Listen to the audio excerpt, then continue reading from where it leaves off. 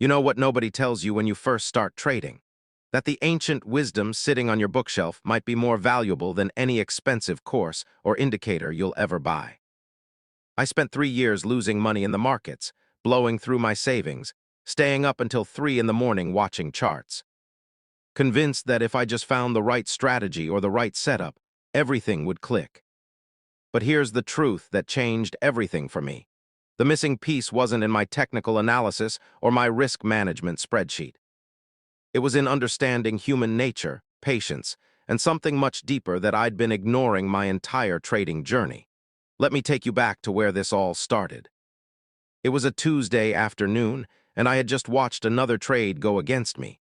I'm talking about a setup that looked absolutely perfect. Every indicator lined up, the trend was clear, volume was there, and I was so confident that I put on a position size that was way too large for my account. Within hours, the market reversed, stopped me out, and I lost more in that single trade than I had made in the previous month.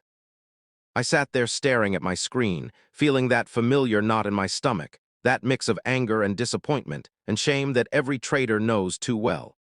My grandmother called me that evening. She could hear something was wrong in my voice, and when I finally admitted I was struggling with trading, she said something I'll never forget. She told me that my grandfather, who had been a successful businessman, always kept a small journal where he wrote down principles that guided his decisions. She said he often talked about how the Bible contained more wisdom about money, patience, and human behavior than any business book ever could.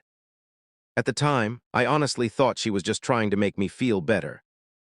I wasn't particularly religious, and I definitely didn't think ancient texts had anything to do with modern financial markets.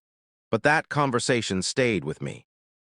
A few days later, during another losing streak, I found myself actually opening that book, not looking for divine intervention, but genuinely curious if there was anything there that could help me understand why I kept making the same mistakes over and over again. What I discovered completely transformed not just my trading, but my entire approach to making decisions under uncertainty. The first verse that stopped me in my tracks was from Proverbs. It talks about how plans fail for lack of counsel, but with many advisors they succeed. Now, before you think this is just about getting trading advice from multiple people, let me tell you what this really meant for my trading. I realized I had been operating in complete isolation. I would see a setup, convince myself it was perfect, and jump in without any second opinion or any systematic way to challenge my own bias. I was my own worst echo chamber. This verse made me completely redesign my approach. I started keeping a trading journal, but not the kind you might think. Instead of just recording my entries and exits, I started writing down my reasoning before I entered any trade. I would literally write out the bull case and the bear case. I would force myself to argue against my own position. If I wanted to go long, I had to write down 3 solid reasons why going short might be the better play. This simple practice, inspired by seeking counsel, exposed something shocking. Most of my losing trades had obvious warning signs that I had completely ignored because I was so focused on confirming what I wanted to believe. Think about how often we do this in trading.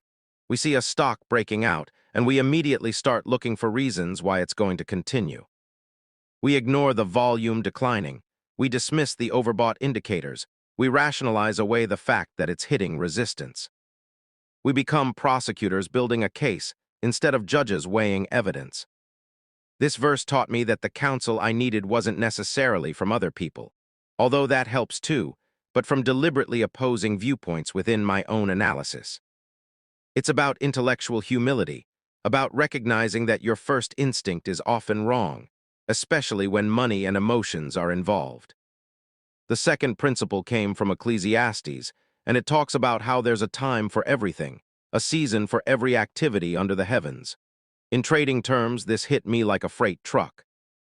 I had been forcing trades constantly. If I wasn't in a position, I felt like I was missing out. If the market was quiet, I would find anything to trade because I thought that's what traders do. They trade. But this verse made me realize that some of the most profitable decisions I could make were the decisions not to trade.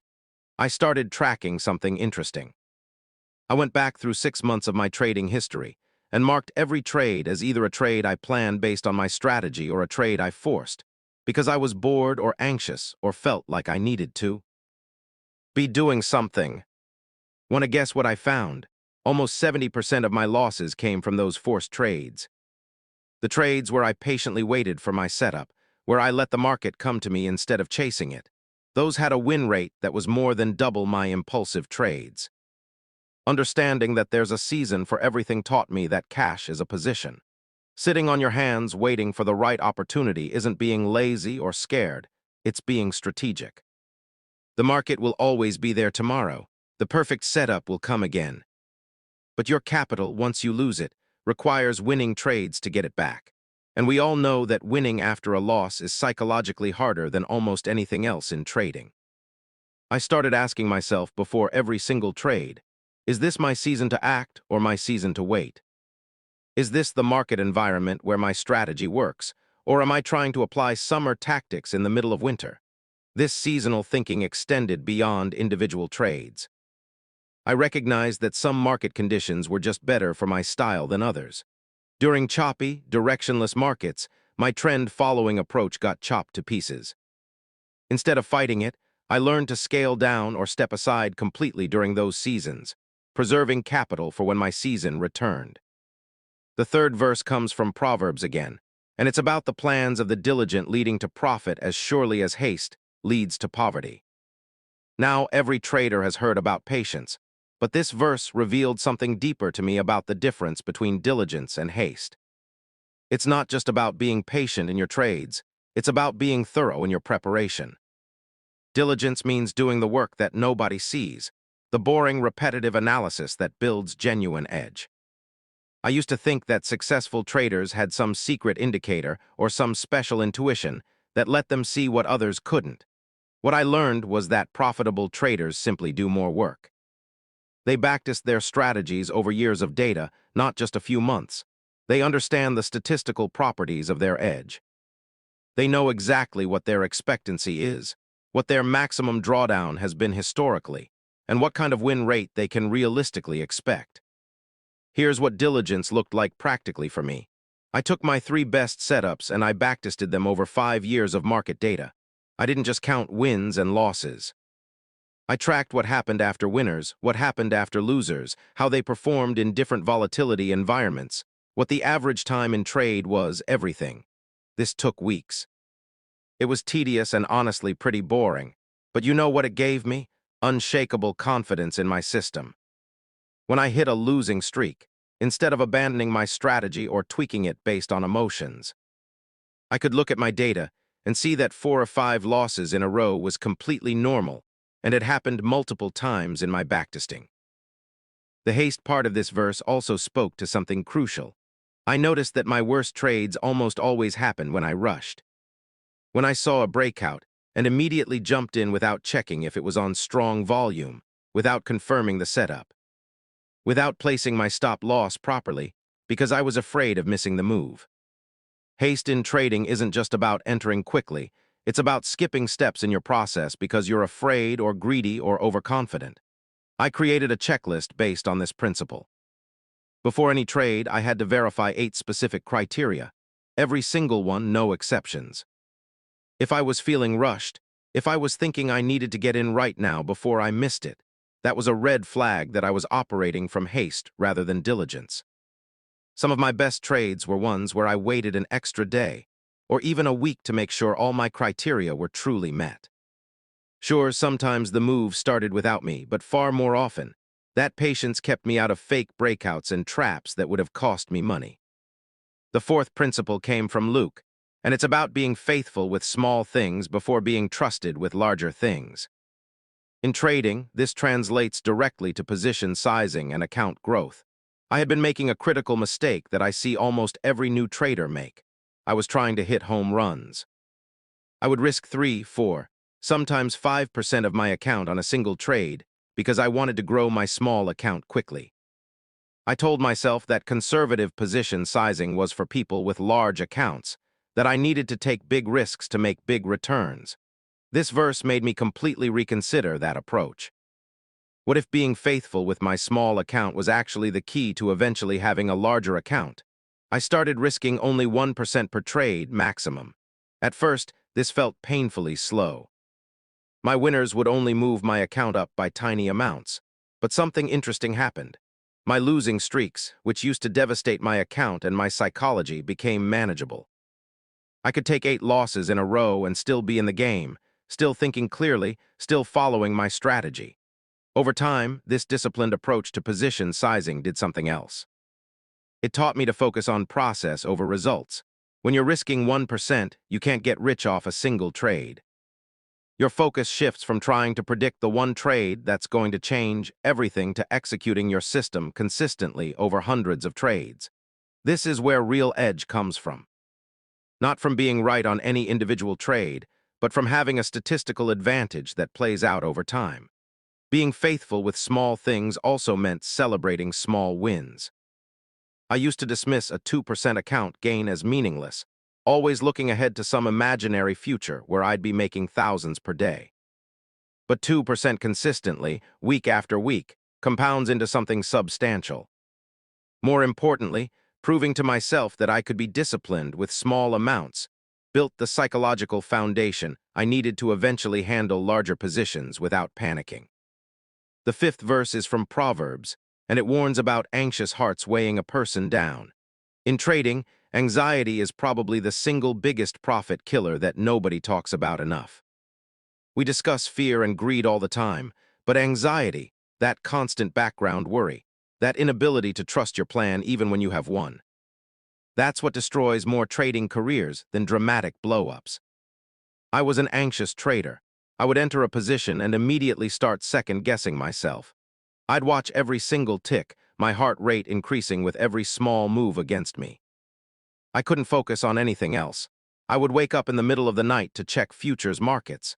This anxiety didn't just make trading miserable, it made me a worse trader.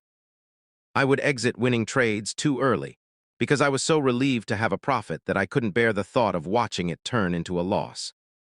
I would hold losing trades too long, because I was too anxious to accept the loss and move on. This verse helped me understand that I needed to address the root cause of my anxiety.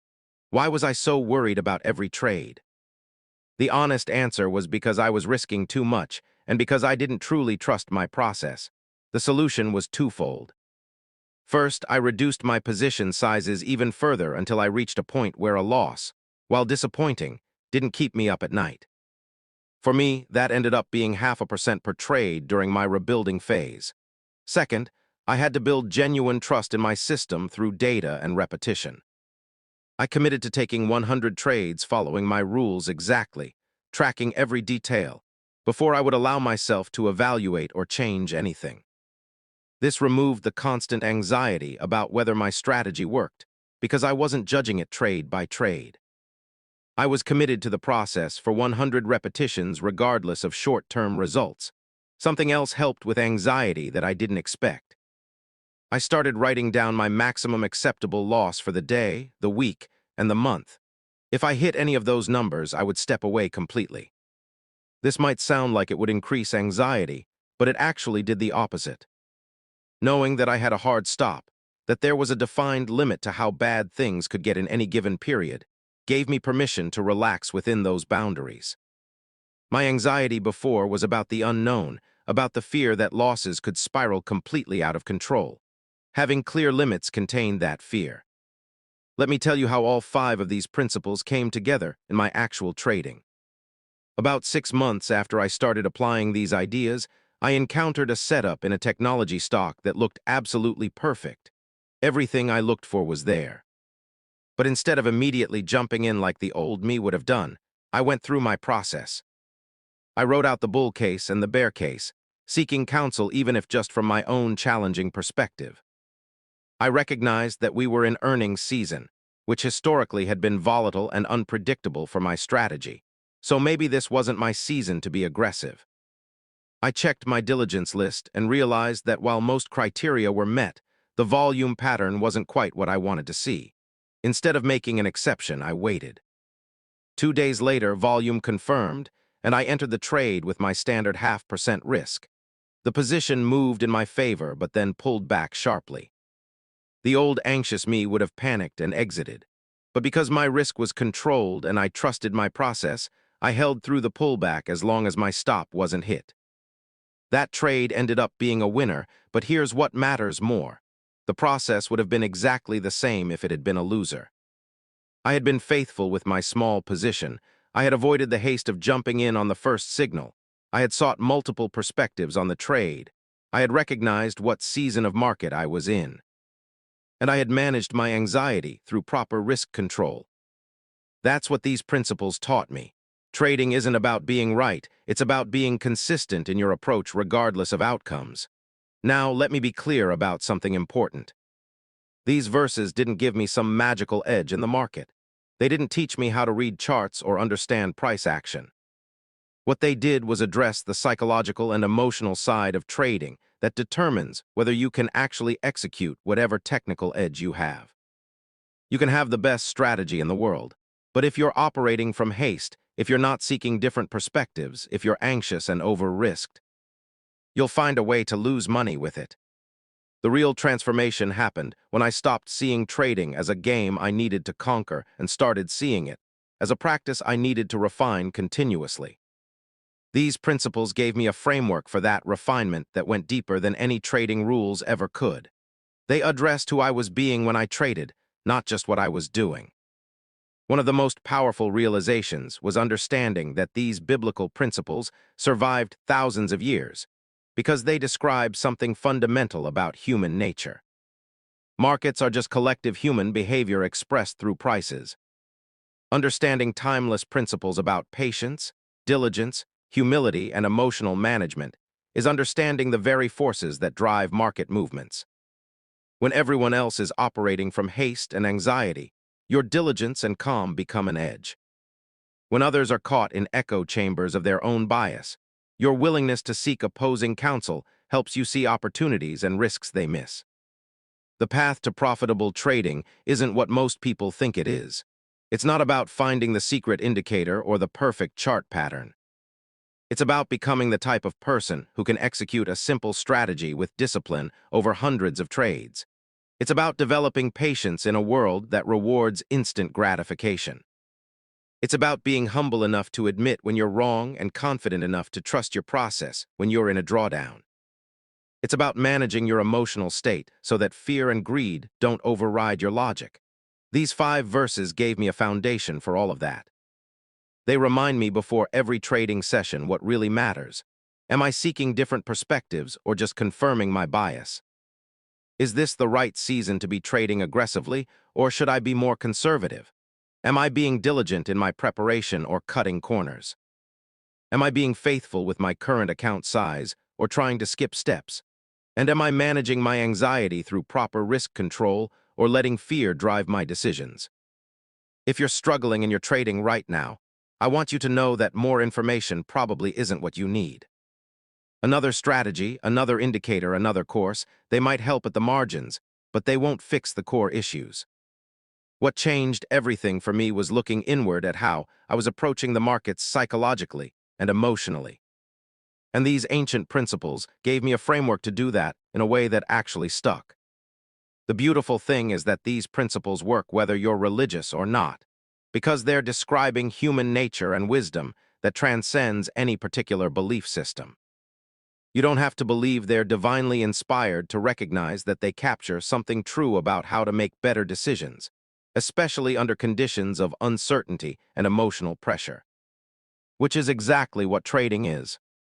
Your trading journey is ultimately about becoming someone who can handle the psychological demands of risking money on uncertain outcomes.